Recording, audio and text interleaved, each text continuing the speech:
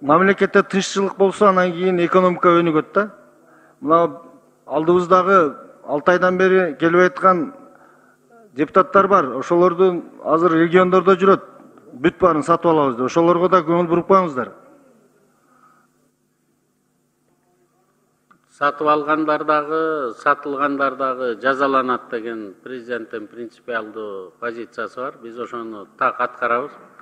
Бүгүн Лейлектин акими жумуштан четтетилди. Шайлоо бүткөнгө чейин Исфана мэрине катуу сөгүш жарыяланды.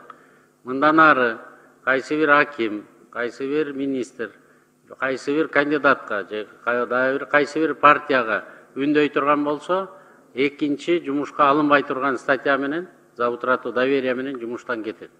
Ал эми өзүңүздөрдүн коллегаларга мен комментарий бере албайм, аларды өзүңүздөр бир сыйра карап койсоңуздар керек. Бирок алар деле ушу биздин ой пикирди бөлүшөт деп мен эсептейм. Президент өзү көзөмөлдөп атат.